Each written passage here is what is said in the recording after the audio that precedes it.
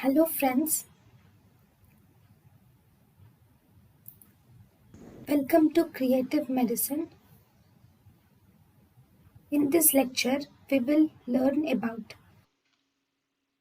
Horseshoe kidney. Horseshoe kidney is the most common renal anomaly. It is the most common renal anomaly which is seen in almost 1 in 400 population, and it is more commonly seen in male population. And here in horseshoe kidney, what happens in horseshoe kidney is the lower poles of the kidney are fused with each other by a parenchymatous or fibrous isthmus. Parenchymatous or fibrous isthmus will fuse both the lower poles of the kidney. Then, if you see etiopathogenesis, why is this fusion occurring? See, actually, the kidneys fusion occurs before the kidneys have rotated to their long axis. Actually, if you see, the kidneys are developed from the pelvic organ. Okay, they developed as a pelvic organ. From the pelvis, they will ascend up. So these kidneys are developed in the development itself. When they are in the pelvis, the lower part of the kidneys, the lower poles of the kidneys are fusion. Why? Because of their rotated axis. The axis is different.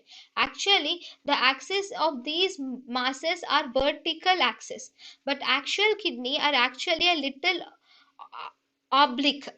The axis of the normal kidney is oblique, whereas the axis of these horseshoe kidneys is vertical in color, vertical in axis. So as a result, because of this vertical axis, the two kidneys are fused with each other. Okay, and in these kidneys, the pelvis and the ureters are usually anteriorly placed. This pelvic and ureter are anteriorly placed, or they are anteromedially placed, crossing anteriorly to the isthmus. Calyces are present posteriorly, and the lowermost callus will extend caudally or even medially. So this is how you see the ureters. But actually, when these kidneys, they will are formed in the pelvis and they will move upwards. Okay, and then when they reach the inferior mesenteric artery origin, this is the uh, aorta, then from here inferior mesenteric artery will originate. Okay, from the anterior aspect of the aorta, inferior mesenteric artery will originate. When this horseshoe kidney will ascend up and up here, because of this inferior mesenteric artery origin, this horseshoe kidney cannot pass above this. Because it stops the kidney ascent. So as a result, this kidney is present at the level of L2, where inferior mesenteric arteries are present. So here, because the migration is incomplete in the horseshoe kidney, the migration is incomplete because the inferior mesenteric artery will prevent the full extent, and as a result, isthmus is mainly present at L2 and L3 vertebrae, just below the origin of inferior mesenteric artery. Now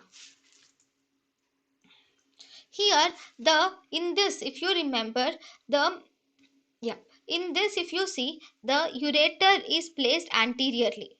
Ureter and pelvis is seen anteriorly in this kidney, and calyces are seen posteriorly like this. If the axis is like this, calyces posteriorly and ureters are placed anteriorly. So because ureters are placed anteriorly here, the compression of these ureters is very easy with the help of the vessels.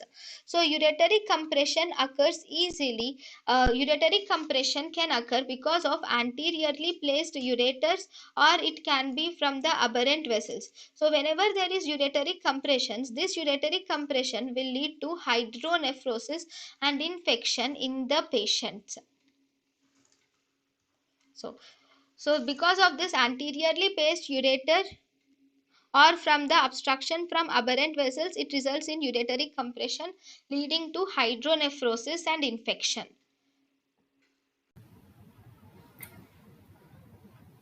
thank you and thank you for watching.